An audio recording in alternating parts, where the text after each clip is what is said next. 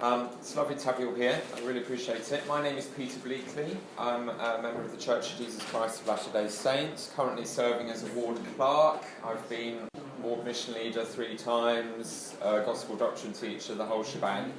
I've managed to avoid being in a serious bit of the bishopric by wearing really terrifying yellow jackets to church and never a white shirt, just sowing enough seeds of doubt, because in Britain you're always at risk of quite a senior calling, literally, and I'm in a very small ward, so moving there was a risk. So I'm making sure that everyone knows I'm presenting at Sunstone and I'm not going to be the next bishop. So that's my main reason to be here. My secondary reason is I'm really passionate about my church, the future of it. I think we're in an extreme point of crisis and I'm trying to think of a way through it. So this presentation is for every kind of Mormon, I hope. There'll be some, if you're someone who has, in whatever discipline, I'll be of course mainly focusing on LDS Mormonism, but I hope there's bits and bobs of what I talk about that other people find useful or helpful or just thought-provoking.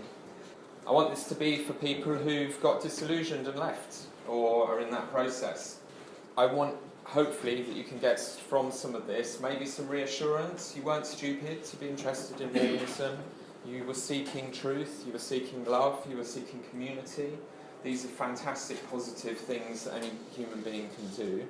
And I hope that some of what we cover here might help you to sort of sift a few gems from the dreck as you review your experience with the church and decide what it's given you or not, and so on.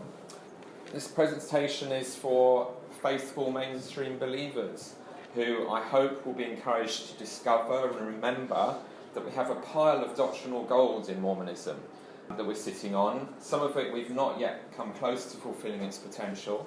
Some of it we have in the past and we've forgotten it or suppressed it. But there's lots there to work with, and specifically, I think there is more than enough already in Mormonism if we pick the right bits to absolutely appeal to the millennials, to appeal to people of any age in the 21st century, to move forward in a positive and healthy way as a religion, and to actually reboot our missionary outreach, which is terrible at the moment. It's collapsing. It's been rubbish for ages. This presentation is for you if you're like me, kind of straddling both worlds. I'm horrified by the car crash going on all around me in my lovely church. It's burnt the testimonies and trust of 80% of our children to ash, and many of our dearest friends and their families. It's severely singed our own testimonies and faith and trust. It's been difficult to process that. Activity rates in the UK and the rest of Europe are down to 22%, and that doesn't even include the many thousands of people on the address unknown files who aren't on the ward list, so that's actually, even that's a generous statistic. Overall membership in the church is about to crash, probably already has started to crash, but there's a lot of statistical shenanigans going on to kind of conceal that. And what we're experiencing now here in Britain and many other parts of the world, including bits of the USA, is that our wards are retrenching back to the size of the branches that they were in the 1970s. And we've spent decades building these communities up, and now we're kind of back to square one from when I was a kid. I mean, it's extraordinary. And quite a few people of mine, my parents' generation, if they're still active, are just kind of a bit shell-shocked. Their children have gone. They've got to sort of somehow appeal to people to come and join a really struggling little twig and hopefully rebuild again.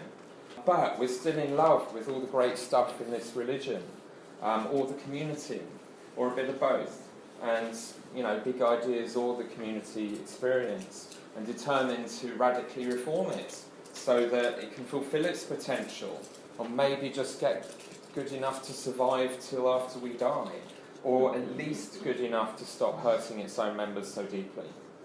Our survival instinct is kicked in, but we need to be clear about what we're going to fight on for. I grew up in a heightened atmosphere of Ezra Taft Benson-era Cold War, anti-communism, and imminent apocalyptic doom. The battle of ideas of both religion and politics was high stakes and intense. Those were the halcyon days when general authorities could rail against occult Ouija boards and seer stones, when the church seemed to be growing exponentially, It was hard to get through a sacrament meeting or an ensign without hearing about how Bigfoot Cain has been spotted in a potato field in Idaho, or the three Nephites had helped a damsel in distress change her car tyre on a dark and stormy night. LDS Mormonism was a wild tapestry of faith-promoting rumours, flat-out lies, and mesmerising metaphysical philosophies about life, the universe, and everything. The mission of Mormonism to fix the many flaws in the world's largest religion got me passionate and proud of my faith. I made a bold move for a very shy Mormon kid, I was shy once, and joined the Christian Union at secondary school. That's it. I discovered in practice what I'd been taught in theory, that my non-Mormon Christian friends were exemplary and earnest disciples of Christ. There were hardly any of them left, and they were missing a lot of the ideas and practices I took for granted and felt could make their experience of Christianity a lot richer and deeper.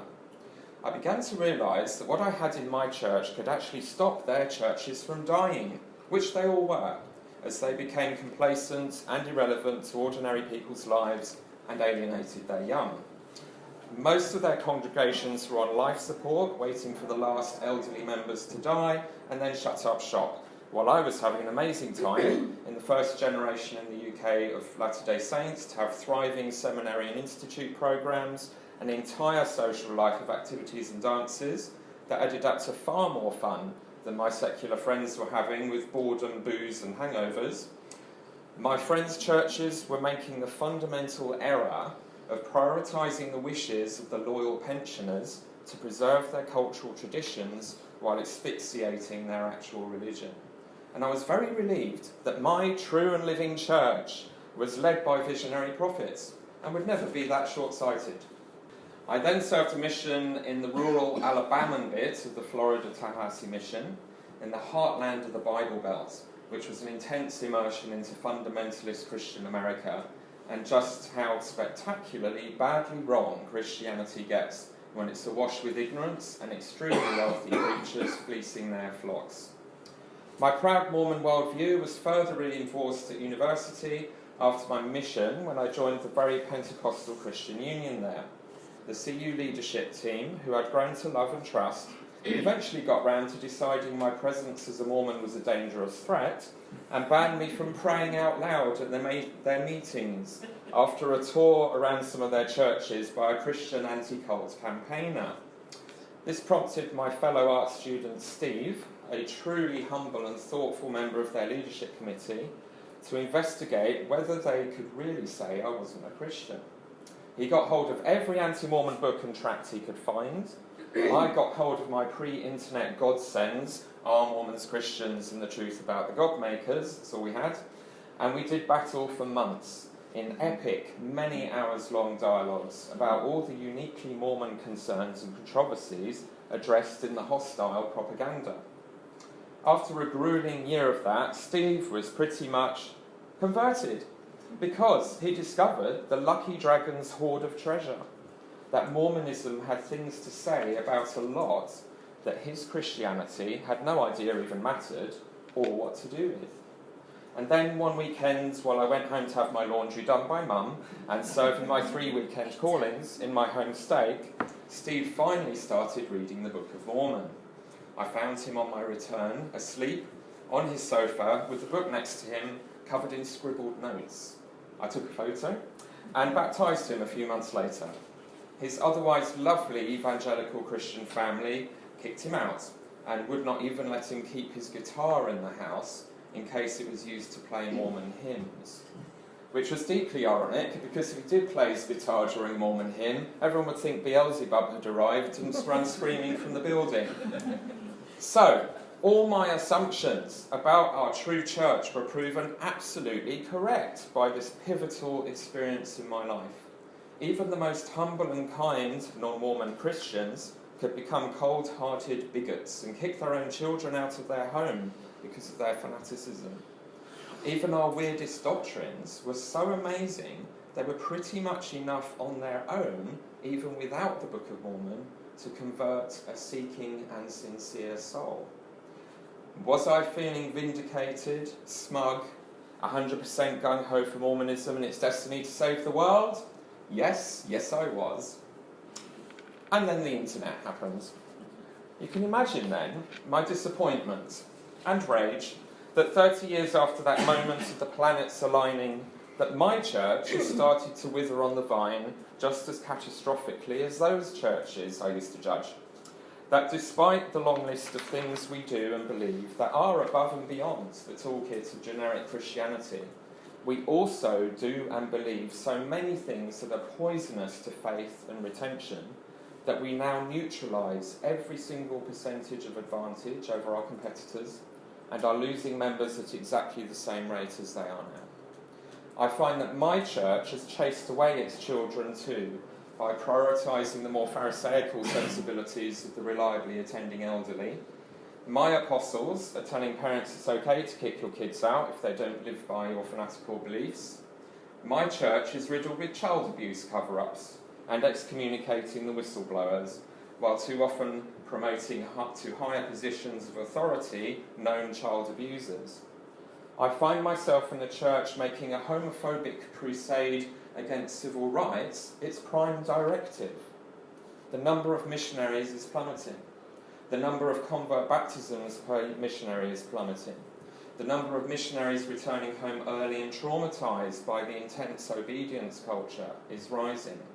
The mission I live in closed last year. The mission I served in closed this year. The 2 wonderful branches I served in there for 2 years of my life have closed. My ward that once had an attendance of 150 on Sundays has about 45 active members, almost no primary, youth or young single adults. We were without full-time missionaries for months this year, like increasing numbers of British wards, because of the general shortage. We are the canary in the mine. My ward's survival, like many others, is hanging by a very thin thread. Despite being a common denominator in all of these disasters, I promise it's not my personal fault. So the urgency I feel about the crisis we face in my church is particularly raw and personal. This is my life now. We are not in a battle to slightly tweak people's expectations so the good ship Zion can sail smoothly along almost unchanged. That seems to be the extent to which most of the current general authorities think it's necessary to reform, living as they do in their pampered bubble of adulation, extreme personal and institutional wealth, absolute power and no accountability. Instead of reforming, they're repeatedly commanding the membership to stop questioning or scrutinising anything they tell us to do or say, and proclaiming their infallibility. They haven't noticed that our ship has already wrecked, and we are now engaged in an ideological fistfight with the other survivors to decide who is going to determine the beliefs and practices of the new ship we are going to have to build together locally and internationally to get our people back on the high seas.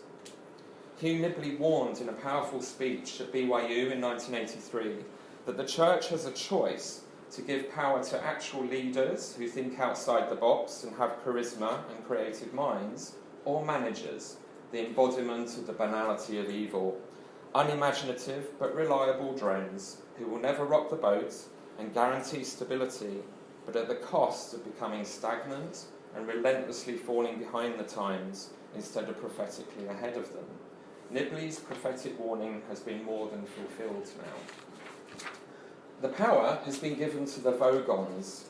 In Hitchhiker's Guide to the Galaxy, Douglas Adams was channeling Hugh Nibley and described the Vogons as an alien race of bureaucrats who are incredibly slow to think and act, but are still extremely dangerous because they stir themselves for occasional moments of intense violent cruelty, blowing up planets, to make way for a banal civil engineering plan for interstellar bypasses, decided upon in remote committees without any consultation of that planet's inhabitants.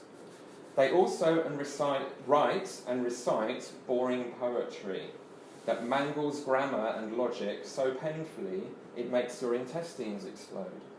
Now, I'm not saying that reminds me of some general conference talks, but Douglas Adams did say that Vogon poetry was the third worst in the universe. To me, real Mormonism has transcendent ideas about freedom and choice and personal development and becoming the gods of creation. But we're currently being fed very thin gruel indeed. Elder and Sister Renland even had the nerve to mock members who are not satisfied with living on water from a paper cup in a leaky boat when they could be in a cruise liner. Possibly the most self-defeating use of a metaphor in apostolic devotional history.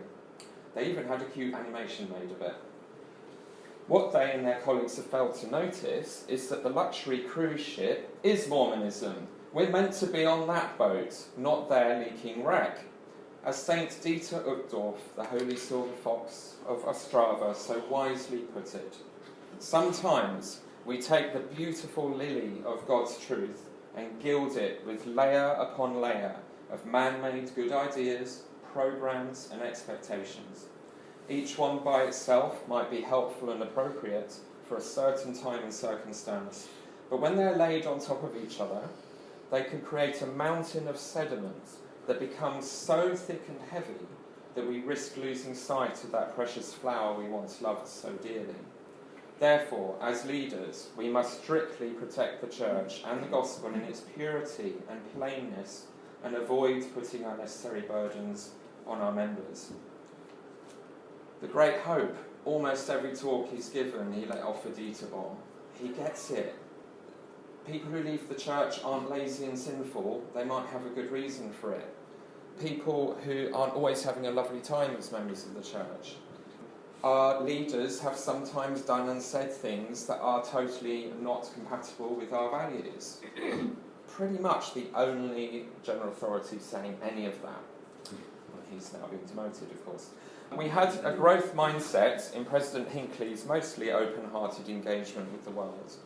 But there's been a radical mid-course correction to the nihilistic time of sifting and retrenchment mindset of the current First Presidency, and too many members who blame external worldly and satanic forces for all our problems instead of the leaders or themselves.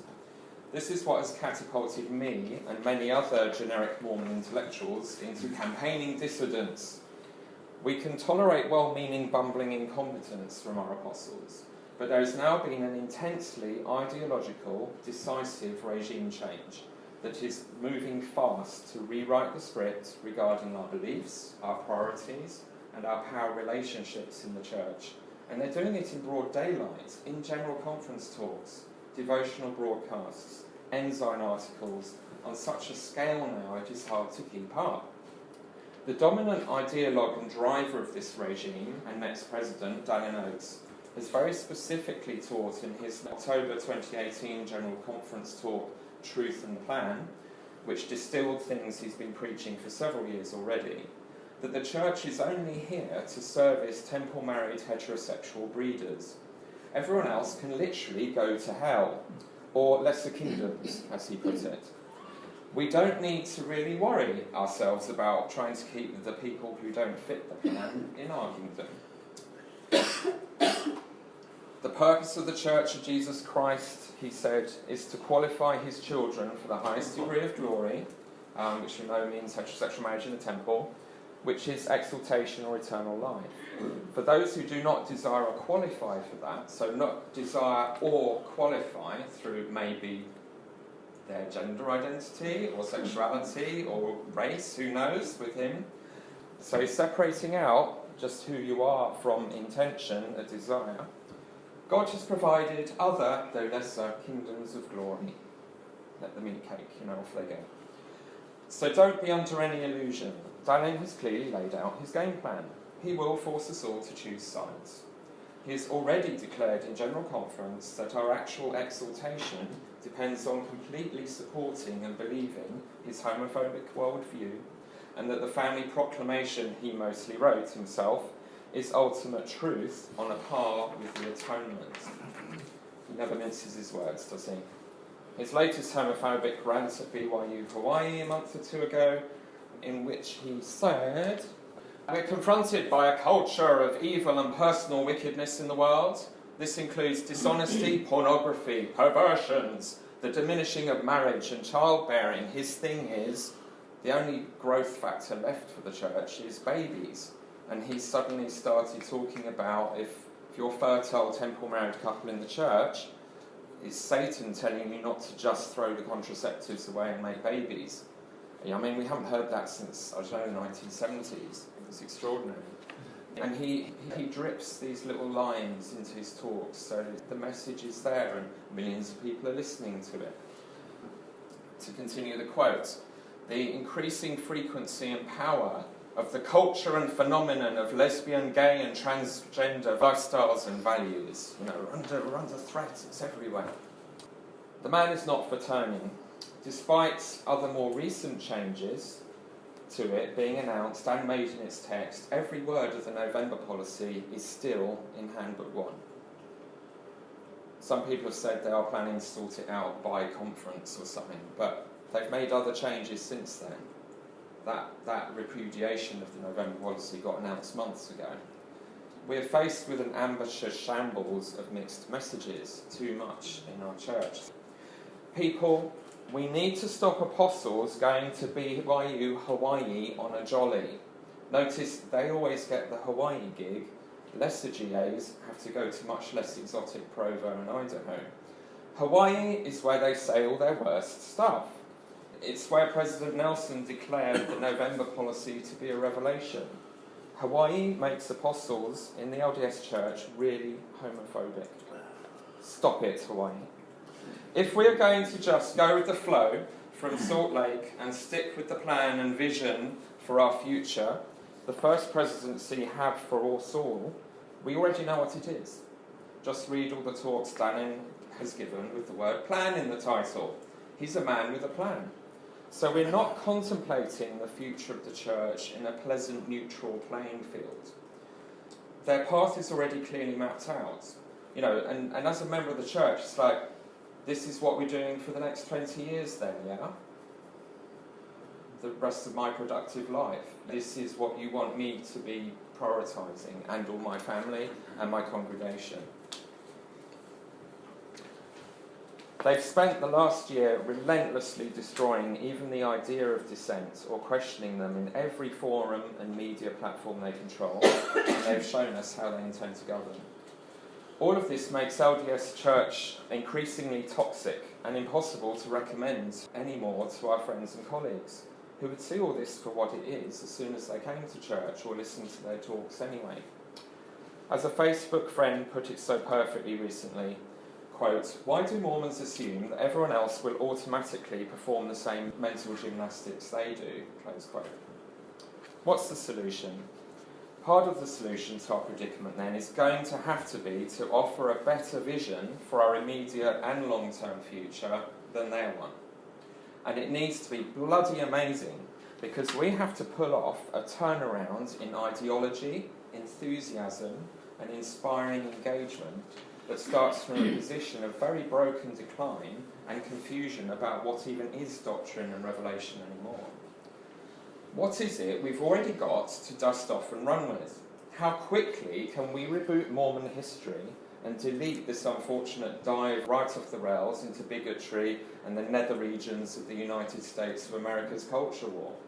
What big ideas can we put forward and centre in our missionary programs and study curricula that have been there all along and are perfectly suited for the needs and challenges of our time? Helen Whitney said to Greg Prince when she was researching and writing the PBS documentary about the Mormons, "I've interviewed hundreds of Mormons for this documentary. You have a good religion, but you need to own it. Most of its members are borrowing it." I really recommend her book, Falling in Love with Joseph Smith. Helen nearly joined the church. So some random historian called upon to write the script for this PBS documentary. She's so mesmerised by what she learned about Joseph Smith, a bit like my friend Steve, just entering this incredible world, that she seriously investigated the church.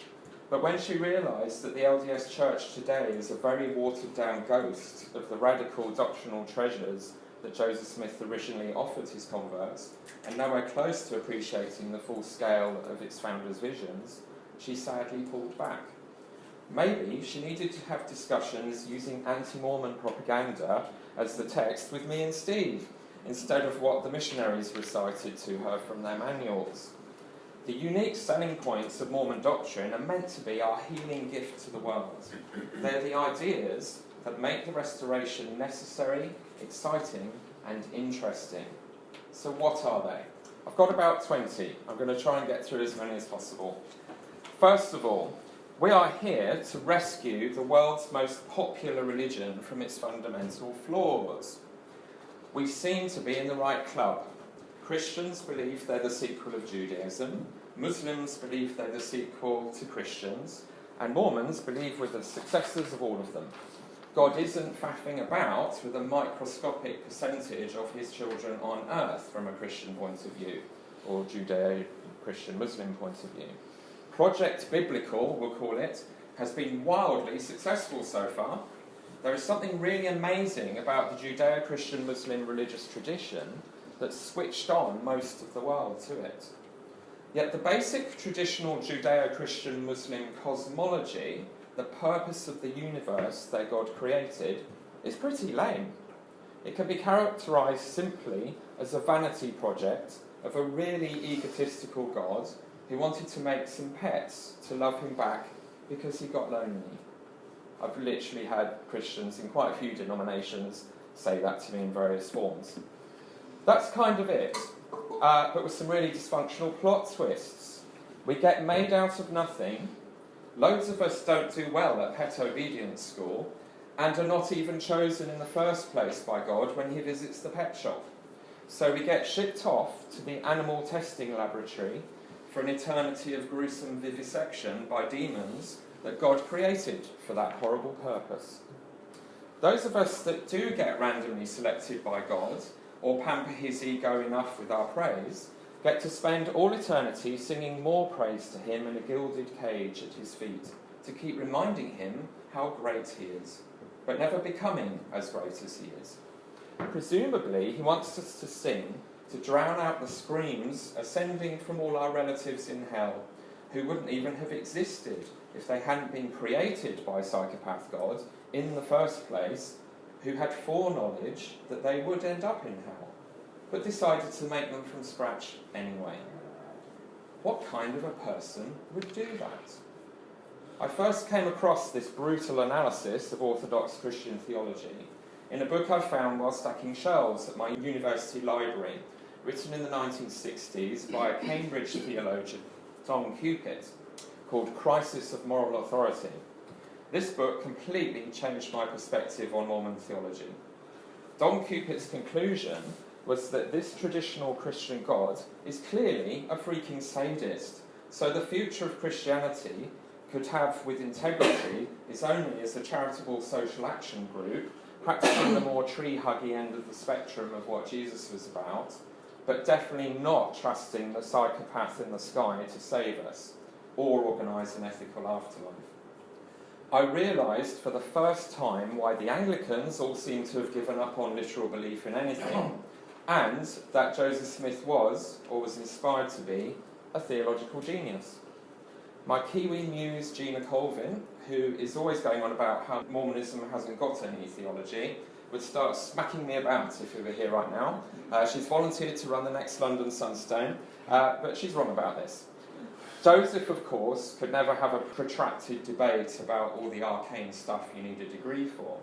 But part of his genius was to analyse messy doctrinal situations around him with fresh eyes and see rational and clever solutions for them that clerics have failed to see for thousands of years.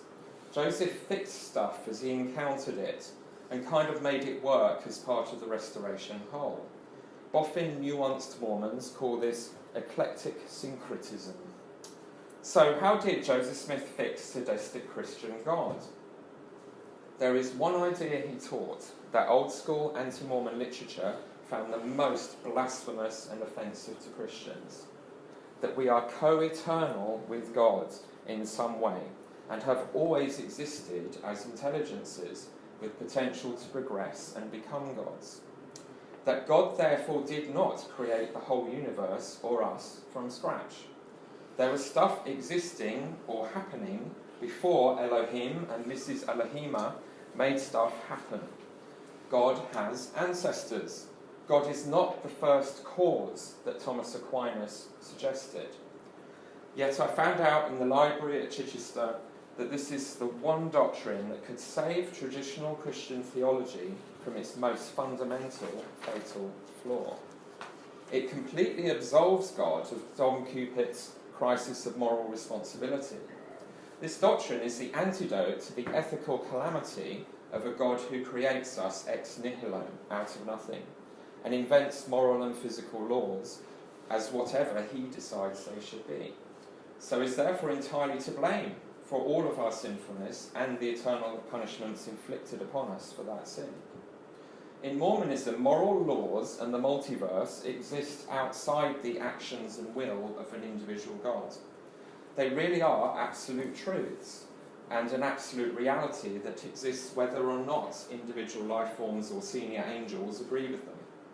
So, ironically, the same Mormonism that often demonizes the philosophies of men and teaches that Greek Platonic philosophy led early Christianity into apostasy as it evolved the mental gymnastics of the Trinity and the Nicene Creed, has actually embraced Plato's concept of the world of the forms. That was part of the reason that early Christians gave up on the idea of something perfect being embodied in something physical. Absolute truths and realities, Plato's world of the forms, that exist as ideals expressed through, but independent of, our physical and mental world and our experiences. The idea of intelligences with a potential to progress that are co-eternal with God is the Arkanstone of Mormon doctrine. This is the one we should have a battle of the five armies over with the other denominations of Judaism, Christianity and Islam. Not waste our energies on futile wars we will lose opposing gay marriage with the family proclamation.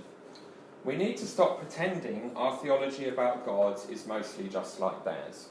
While treating them with respect, we need to get back in the game. Take the fight to them.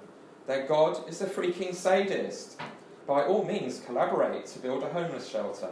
But if we really have to expend so much effort handing over to other churches' prelates leather-bound copies of their genealogy and statuettes of Scandinavian Jesus, afterwards, invite them to a public debate and eviscerate their nasty doctrines about Heavenly Father, the serial killer psychopath.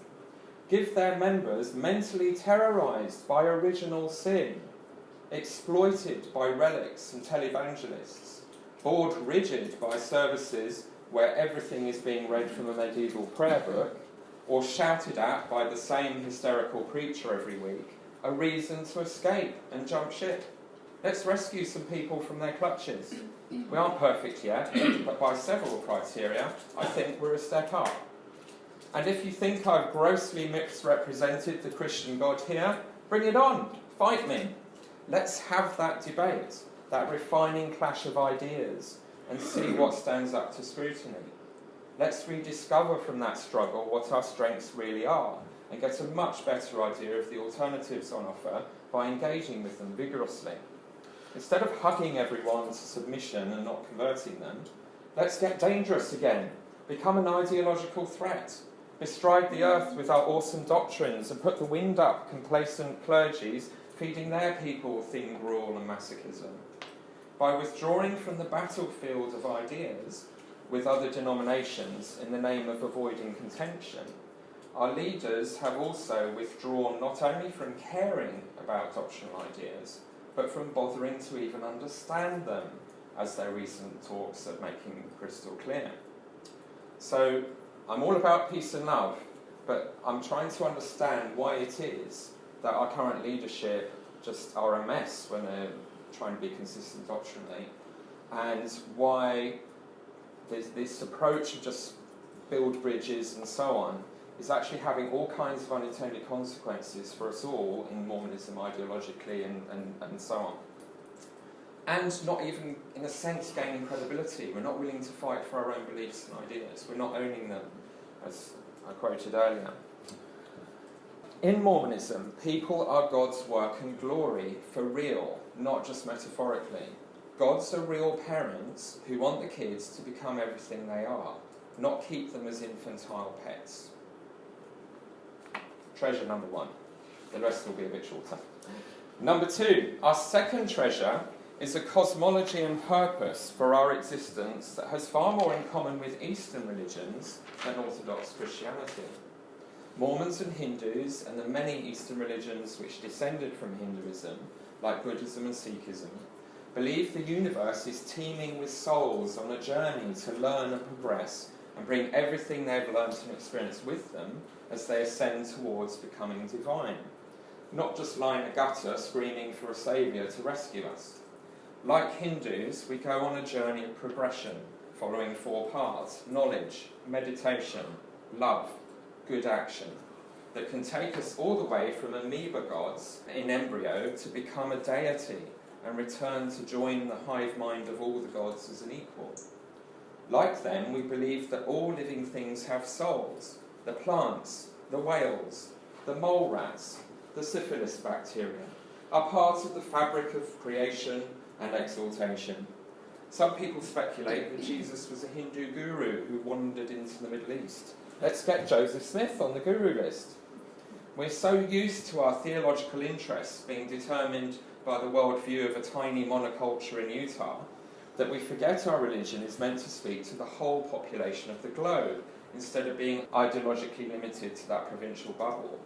At university, 2 of my friends were devotees of Theosophy and Ekankar, and I discovered the scriptures we most intensively overlapped on was Doctrine and Covenants 93, with its metaphysical philosophising about the nature of reality, matter, spirit and truth, and the journey the soul is on to gain knowledge.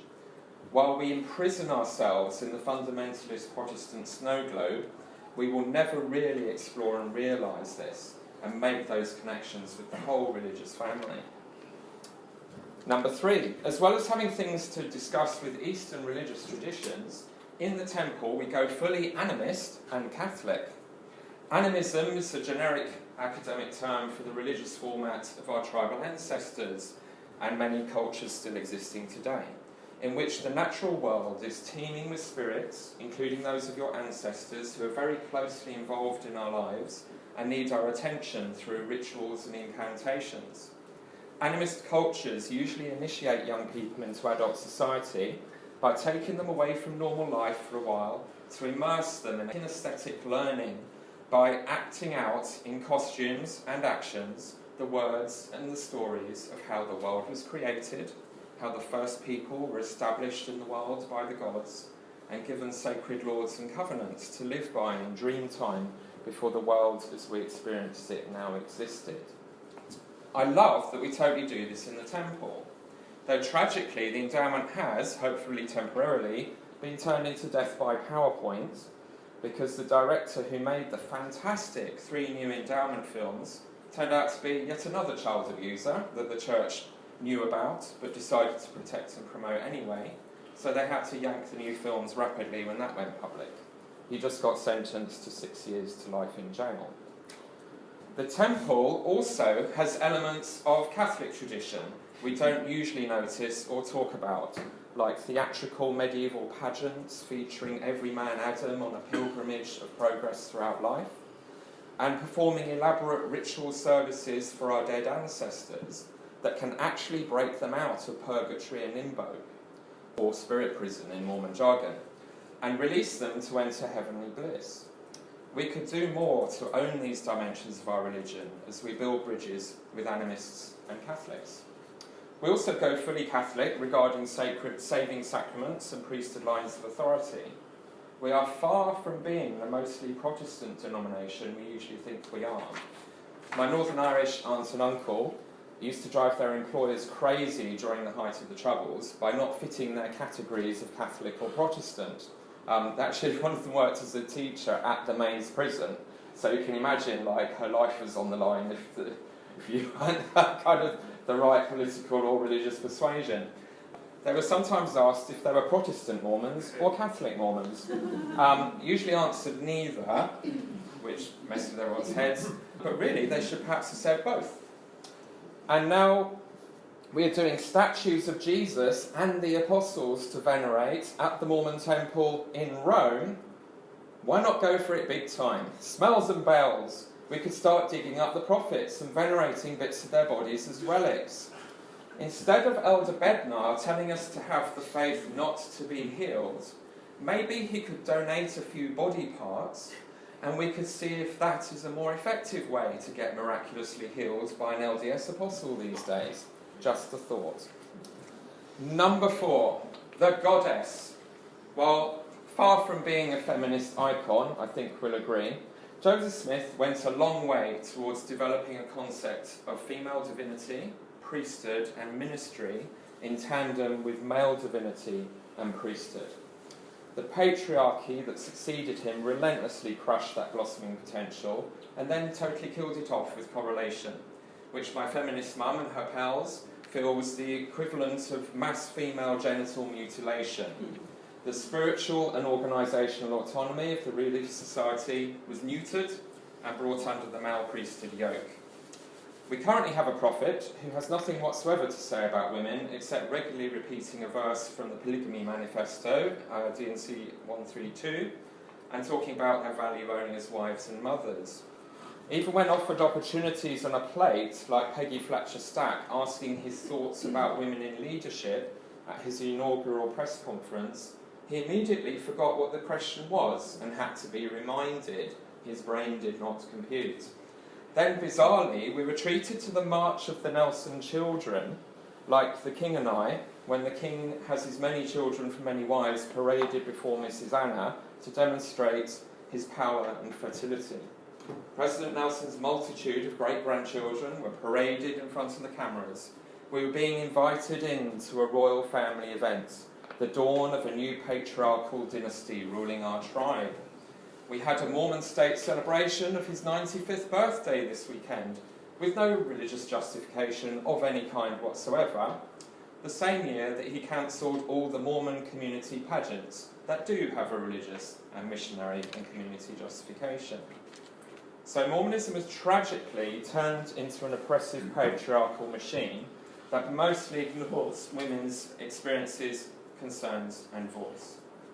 Very early on, we went full Nephite and introduced polygamy, and even the thought of it today, still in beautiful words from Jacob 2, enlarges the wounds of those who are already wounded, instead of consoling and healing their wounds.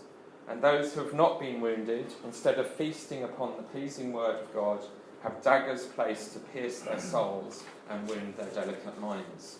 In the Book of Mormon, Jacob warned the Nephites that their demeaning sexual exploitation and emotional abuse of women in the name of polygamy would cost them their civilization, and they would be replaced, and their covenant promises given to the Lamanites who treated their women and children well. I've had years of being distressed by my mother, who has a visceral hatred of polygamy. So my mum, state relief society president, completely kosher in every possible way. Polygamy, nails come out, she turns into the Wolverine. And that used to bother me. I'm like, but this is such an integral part of our religion, it's part of our history. Why are you so out there on this issue? And to my shame, it took being personally, emotionally blackmailed into modern LDS temple polygamy to properly begin to open my eyes and my heart to what she meant and the full extent of her pain. Perhaps one of the more obvious explanations for God apparently withdrawing his favour from our church, I've talked earlier about all the indicators of that, by their fruits you shall know them, as we begin to decline now, is that in the 21st century we have no excuses left for treating women as unequal, imposing on them doctrines and cultural norms that open emotional and psychological wounds that privileged men in the church don't even have to think about, and failing to do even basic things to protect our children from sexual predators. Far more women in a typical Mormon congregation are involved in actual hands-on leadership and ministry than in any other Christian denomination that I am aware of. So we are not a total disaster with the feminism. But women are excluded from almost all decision-making power in the church, particularly at the top. Obviously, Community of Christ is doing great work in that area. But it's quite rare still if you look around, and certainly if you think about the numbers, the model in Mormonism for having everyone involved in ministry, that's quite amazing. That a lot of women are involved in ministry, but there's the glass ceiling, isn't there? And all the the whole culture, psychology around that. Letter to a Mormon Man that you can find online. That changed my life. Just get people to read that thing. It says it all. So powerful, amazing. Just imagine the roles reversed. How long would you put up with that crap? My gosh, seriously. Why, though, should we actually be the most feminist Christians on earth, bar none, for the last 200 years? We have an actual Heavenly Mother, not a metaphorical feminine aspect of the mysterious, unknowable deity, an actual divine woman. Or women plural, as Brigham Young insisted, which may be why the GAs are reluctant to open that Pandora's box. But we offer a destiny to women as goddesses. We need to conceptualise Heavenly Mothers as much more than a handmade baby-making machine and stop suppressing discussion of her. When the time finally comes for us to properly put the female goddess in its place in our religion, we have got so much just ready to go. We're just so close. Not in practice, of course, but in theology, we're ready for this. One of the many things that we can build on in the 21st century. LDS Living, owned by Deseret Books, which is owned by the church, uncharacteristically opened wide a window on what that could look like for a few days in May this year. They posted an amazing article by Daniel B. Wagner, who's done a few articles for them about Heavenly Mother, and explored lots of ways that we could incorporate Heavenly Mother in our teaching, doctrine, and worship. It had a rapturous response. I posted, everyone save this quickly because it will not last 48 hours, and it disappeared, of course. How that ever got through, I don't know, but it was a glorious moment. We're there. We already have the ideas. We've got people who've written the manifesto for how we make this work. A feminist Christian group taught me Catholicism offers 3 routes for women: harlot, mother, virgin. And they mess with their women's heads because the ideal is a virgin mother which none of them can emulate. Mormonism fixes that. Eve. You can become Eve. You can become a goddess. Eve is not the woman who messed everything up. She's actually the most specific avatar or type in Mormon jargon of Christ in any of our scriptures. She chose to leave immortality, to become mortal, to suffer, to give life to all of mankind. And she did it to seek knowledge and truth. What an amazing feminist sort of way to go with who our role models are compared to the norms in Christianity. Isn't it interesting, in the Book of Mormon, 3 women are named. A virgin, Abish, a harlot, Isabel, a mother, Sariah. Spooky.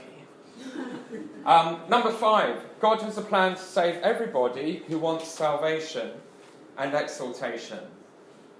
I'm not going to repeat that, you know the doctrine of that, but we need to remember how amazing and inclusive that is. I would argue compared to pretty much every other Christian denomination.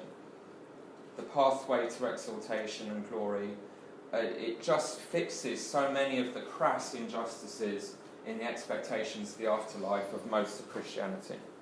Number 6, the Book of Mormon actually goes even further than eventually offering salvation to everyone. It says God already speaks to all people and cultures and gives them scriptures.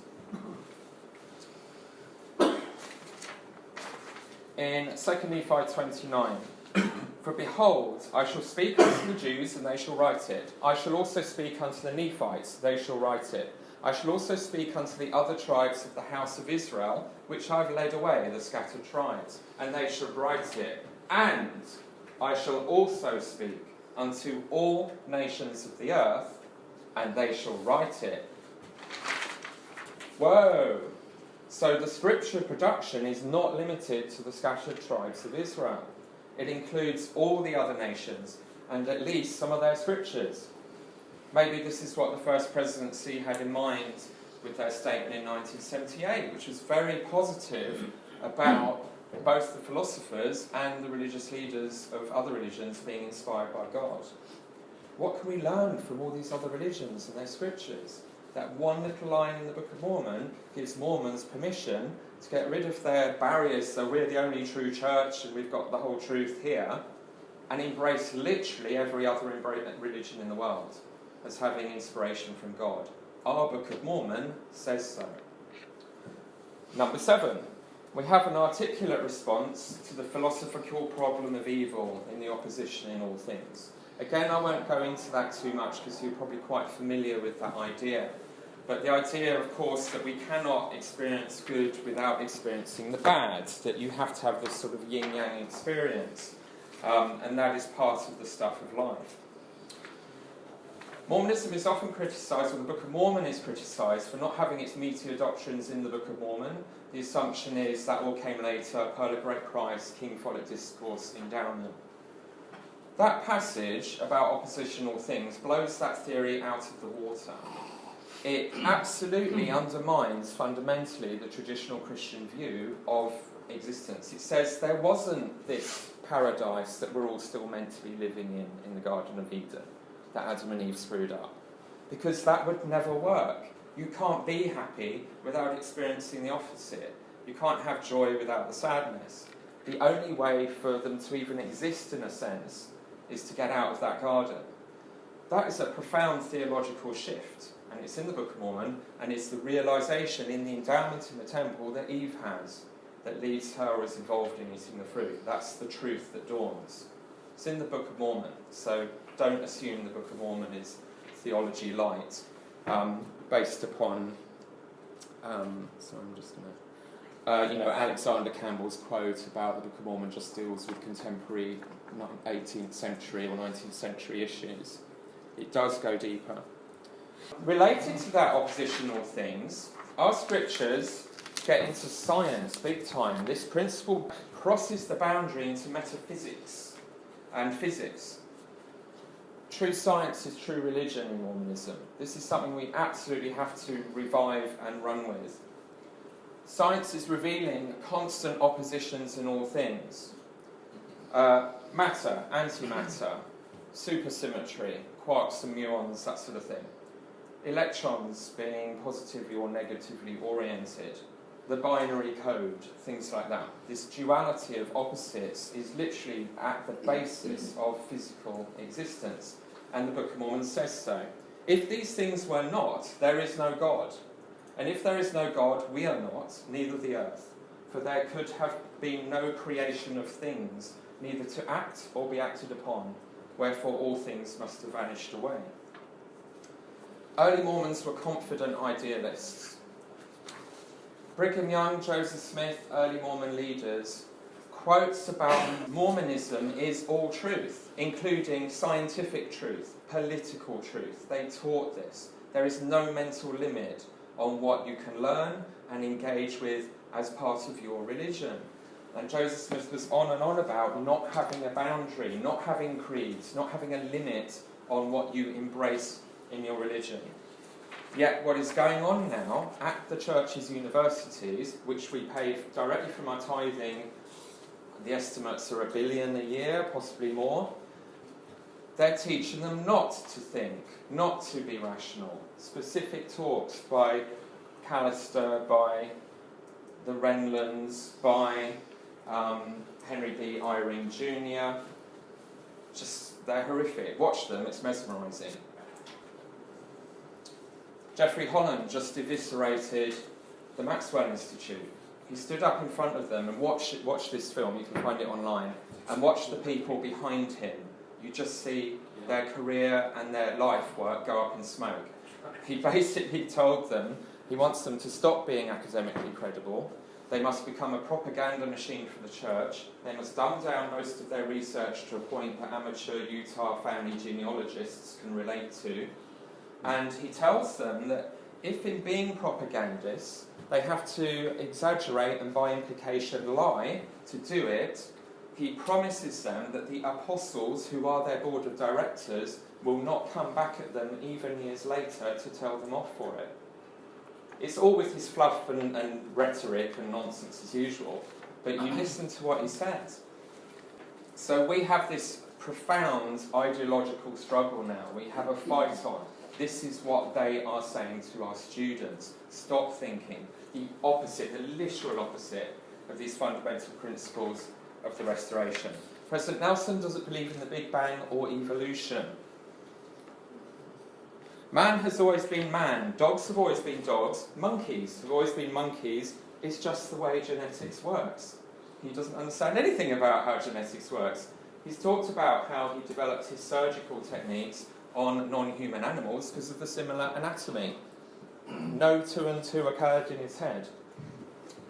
And the terrifying thing is that this is now being presented to us. Last year, Neil Anderson gave a talk about the prophet, and he used Nelson as a role model. Basically said, when Nelson is wondering whether a church leader or prophet is speaking for Christ or not, he doesn't bother his head with that distinction. He just treats them as if they are, and follows them and wants to copy and follow their example. I never asked myself, when does the prophet speak as a prophet and when does he not? My interest has been, how can I be more like him? My philosophy is to stop putting question marks behind the prophet's statements and put exclamation points instead. This is how a humble and spiritual man chose to order his life. Now, 36 years later, he is the Lord's prophet. Success. He chose not to think. Theological implication. The first presidency and their apostles are now teaching Mormons that it doesn't matter if they represent Christ or not, because you don't even bother with the question. So our job now is to have them as our role model, to emulate them, to just hear, obey, never question them. And the distinction about whether they're even speaking for the Lord at the time is no longer on the agenda. I don't know how intentional that message is, but it's being repeated over and over again, so I'm starting to wonder, you know? This is how bad it has become and what we're facing.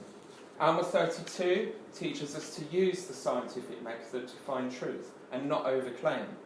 Too much in Mormonism, I felt good about one story about Joseph Smith, therefore he was a prophet, the Book of Mormon is true. 200 years later, everything our prophets and apostles in this church are saying must be true as well. Overclaiming based on too little evidence. You know, we have just the way we think is being very specifically challenged. I'm going to whiz through the others just as sort of to finish up now.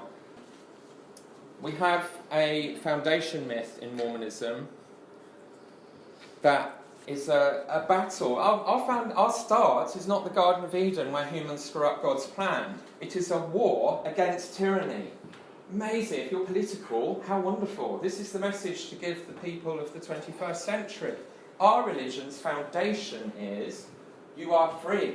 You think for yourself. Liberty, democracy, freedom, not tyranny.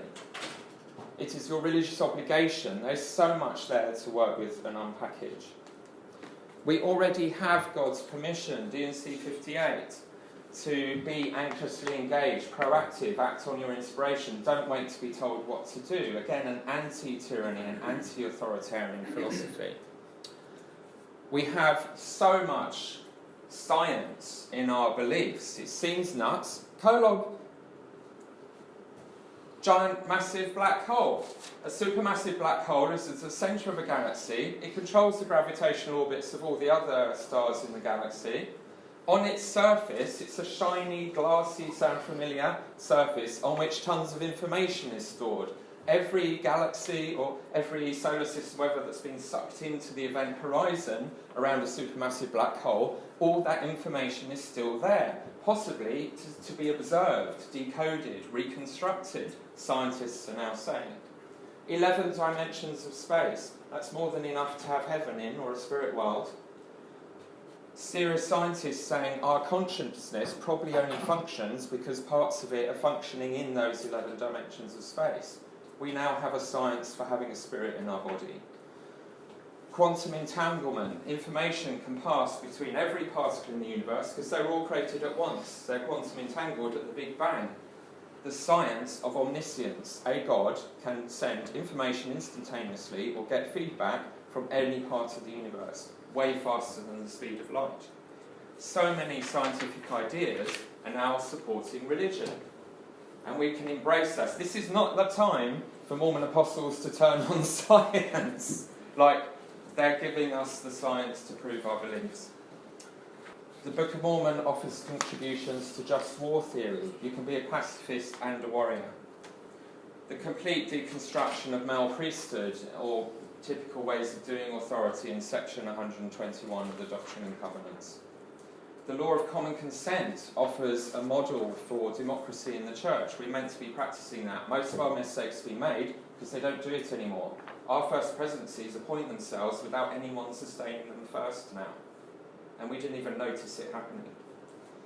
And the manuals talk about the law, even ideas, policies, ideas should be presented to the membership, not just personnel changes. They haven't done that since 1978, the year before I was baptised as an 8-year-old. Our primary scripture is an anti-white supremacist epic. It starts with racism, then it undoes it. People don't get past chapter 1. The brown people win. The white racists are proven wrong and they lose their power.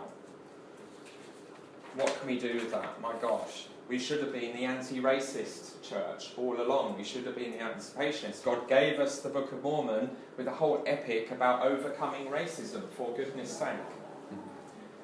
Article of Faith 11 has a powerful idea, introduction to the idea of a safe, secular society where we tolerate each other's differences, that religions should not, insist how other people should live. We have an alternate Christmas story for grown-ups in the Book of Mormon. Gothic win. Everyone's going to die if the star doesn't appear in the sky. They're going to be massacred. If you're a bit fed up with twee Christmas stories, go for that one. Alma 30. Marxism, Darwinism, discussed in detail the Marxist critique of religion, almost word for word, 15 years before Marx wrote it. Logical ideas about what angels are. Angels? A bit weird. What even are they? How do they fit? Joseph Smith sorted that. And finally, the Book of Mormon insists that our teaching and revelation should be plain and precious truths. The nonsense we're getting from some of our leaders, we just give you this policy or practice, we won't explain it to you. We might even just reverse it a few years later. We won't explain that to you either. We're not going to apologise. You want to understand it? That's your problem. God will sort that out one day. It's not our job to tell you. Complete reversal again. The whole point in Mormonism, plain and precious truths. God will do nothing without explaining it to the prophets, who then explain it to us. So we are facing this complete upheaval, doctrinally, in practice, in how power relationships work in our church. Therefore, what are we going to do? A lot of people are going. They can't stand it anymore. It's abusive. It's a betrayal of everything they've been taught to hold dear. I'm trying to stay and fight. Ideas are powerful.